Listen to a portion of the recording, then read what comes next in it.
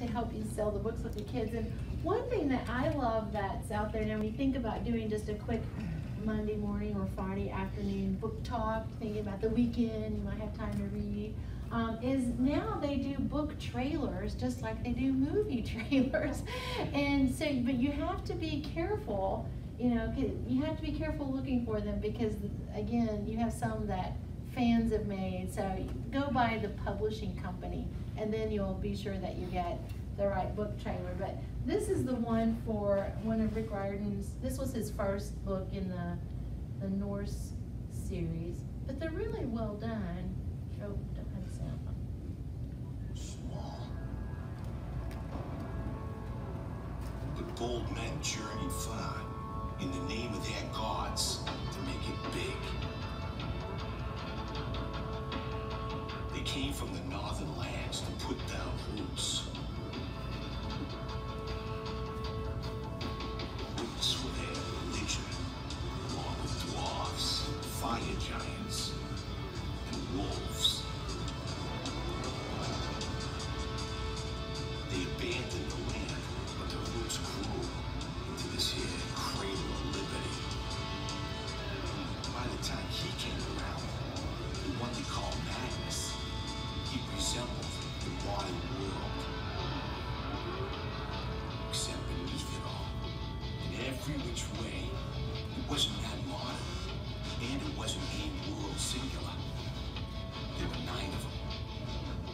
And let's just say that these worlds, they didn't get along too well.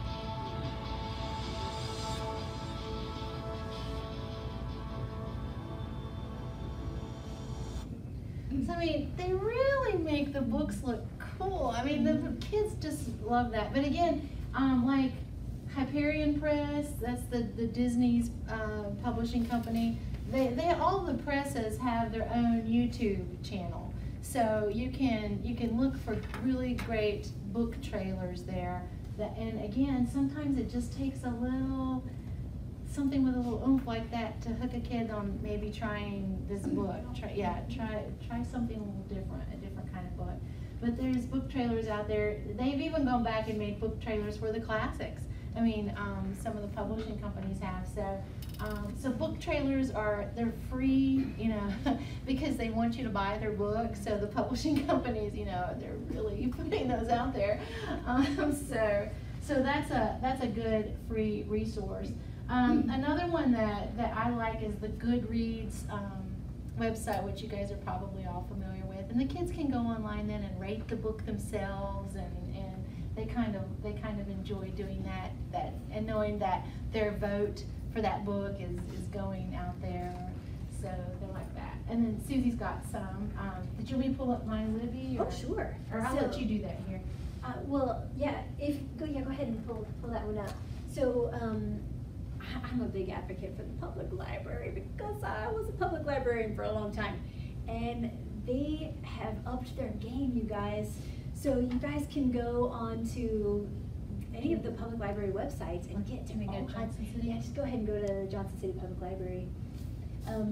You can get to so many things from that. Oops, I was looking sorry. on there a couple days ago, and they even have videos that you could watch, like for free, on the Johnson City Public Library website. So all you need is a library card, which is really cool.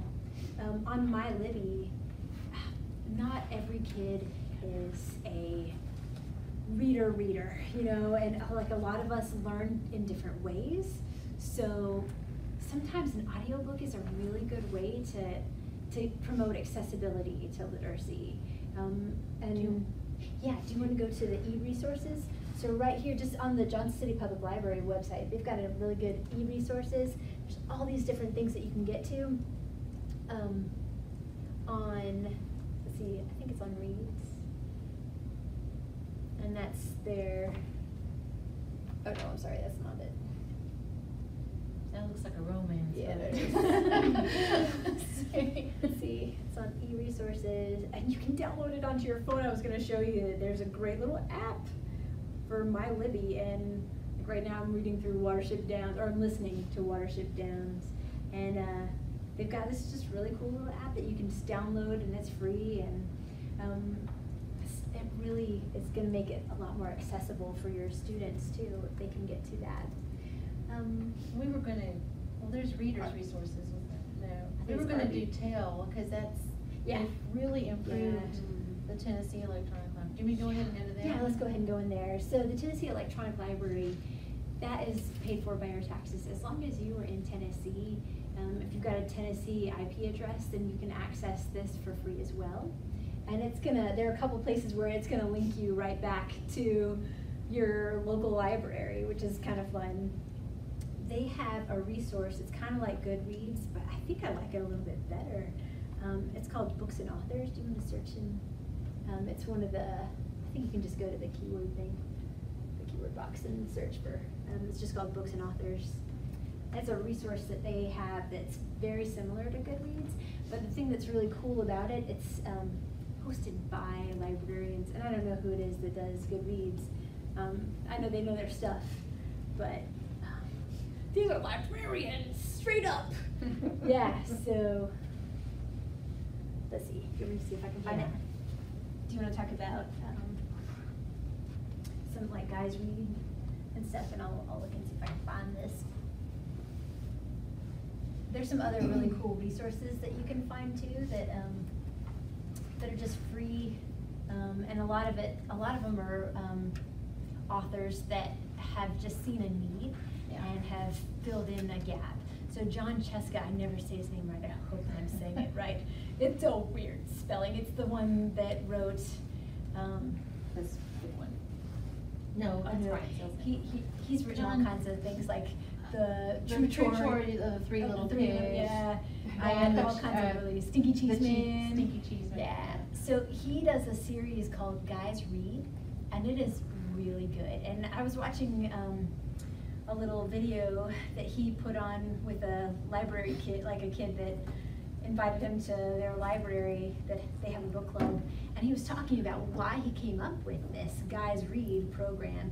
And it's because, you know, when he was growing up, his librarian was a lady, his teachers were ladies, all of these ladies in his life, which is a lovely thing, but he got the impression that reading is for girls. And he wanted to combat that because his son started thinking the same way, and so he was like, no, no, no, no, no.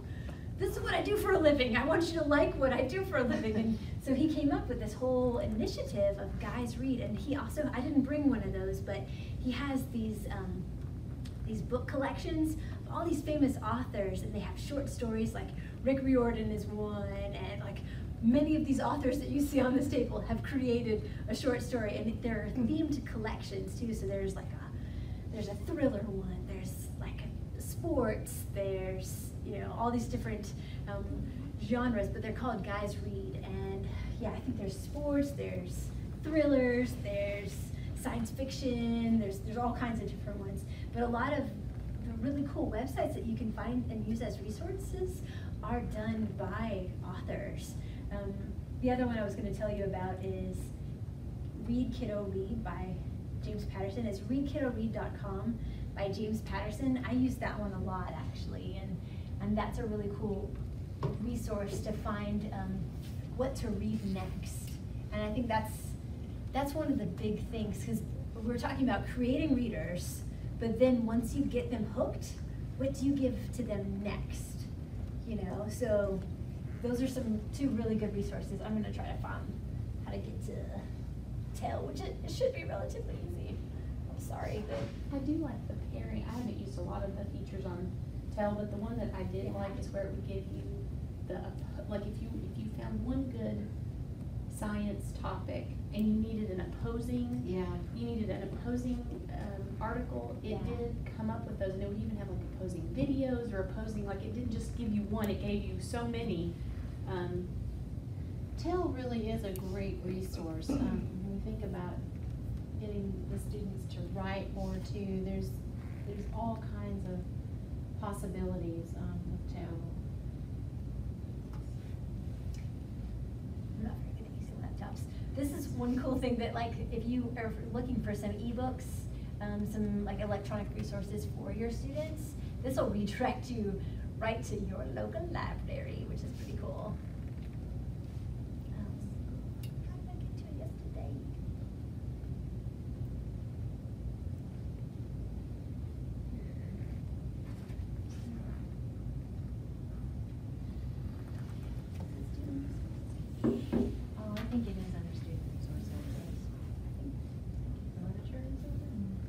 literature resources is really cool too, because like if you're doing,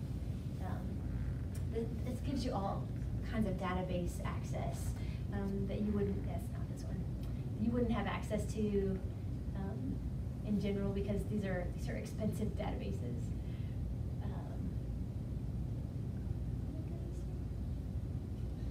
Gracious, I promise you it's there. I don't want to waste time to. Well, you keep looking, Find it, yeah. and I'll just address a couple other issues right quick. And I think you guys heard Abby say this last week, but rereading books, that's a yes. You know, let them reread a book, even though, I always pick on my husband about this, because from the time he was in 7th grade all the way through 12th grade, you know, that was during the time where you had to read one book a year and give a book report. He did The Old Man and the Sea every year, and I always fussed at him because his teachers never knew that he was doing the same book every year. But you know, that's kind of a bad example. But it is true. If you're letting them reread a book, the characters that they love, the story plot that they love, their fluency and their stamina are going to improve. And then you can start nudging them. You know, so you know, if they've reread a book and you know they've reread it at least 2 or 3 times, you know, if they're on the 3rd or 4th read and it's December and we need to move on, then I would start nudging them. Okay, well, if you really liked this book, let's try something similar to it. But I would say yes. You know, if one of your teachers asks you about that, say yes, that you should let them reread books. We've talked a little bit about audiobooks, and I know that came up with the personalized learning, and I would just give this kind of, I guess, warning. Audiobooks, especially for adults, are great, but for middle schoolers, they really have to be attending the text if we're working on reading comprehension. It will improve their listening comprehension just to listen to the book, but if they really have to listen and follow along in the text if you're working on reading comprehension. And there are lots of tools, simple things to do. Allison mentioned, you know, the rulers that you can buy that have the middle cut out, and they can just slide it down the page as they read. Nancy Atwell always had kids just use a finger to go down the page to follow along as they listen. But it is important that they're hearing it and connecting it with the written word, or it's not going to improve reading comprehension. It will improve listening comprehension, but not reading comprehension. Let's see.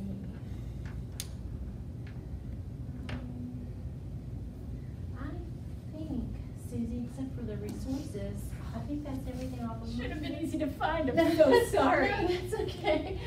Goodreads is easier. You can download that on your phone. Okay. I promise it is really cool. If you can find it, I'll have to. It's called Books and Authors. Yeah, it's called Books and Authors. And it's on the tail Keep side. changing this website, so it's frustrating. But it's Books and Authors. Is that a tell for you? It could be.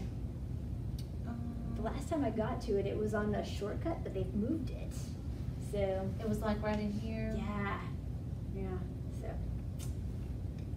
gonna have to talk to Nancy Rourke about that. Anyway, Books and Authors. If you can find it, is great. But I really do like Read Kiddo Read and Guys Read. Right now, guysread.com is under construction. It's been up for like the last 15 years, and it's had the same format for the last 15 years. So they're working on that. And I think you guys have talked about Flipgrid. I just came across that just recently, and that looks cool. That looks like a really cool resource. So I'm curious to see how that will develop. Yeah. Well, I've started going through my classroom library, and some of those books are really battered. I didn't realize just how battered they were. So, but I will start just cleaning those up a little bit, and I'll put them on the shelves. And especially if you're going to a school, and we know that building classroom libraries was something that they wanted to do. And we've talked about taking our teachers some little gifts. You're welcome to take, you know, books as you go to visit them and say, oh, here's some books for your classroom library, and just give them away. And did you guys have any questions or any thoughts or questions? Thank you all for today. It's fun. Yeah. We could talk about books I know. forever. Thank you for humoring us and Yes. listening to us. Yeah. There are just so many. Yeah. But it really is, I mean, and if you, I know some of you are with high school or middle school, but once you start reading the middle school books and you know them and are comfortable with them, really, it's just a matter of putting the right book in the right kid's hand at the right moment, and they'll be readers. They really One thing will. that made me more excited last year than anything is this is just a group of fourth grade boys. Every day that you would go in the cafeteria, every boy, I mean, like a whole table of them, would all have a Rick Riordan, some form of the Percy Jackson, those different ones, and it became almost like a competition between them. Yeah. Of who was where. Well, I'm on book 5. Well, he's on book 2. But that was just so exciting that even during lunch, they had them, you know, they were reading them. Yeah. And if you can instill in that sense of wonder, then it does become contagious too, Mhm. because Yeah, because other you see boys your are like, friends what are they doing it. doing, you know? Yeah, yeah, exactly. It's really cool. I'm glad you had that experience. It's really neat. Yeah. Right. That's all we've got. If you wanna come and look at the books and ask questions, and we'll keep trying to find books and authors. Yeah. See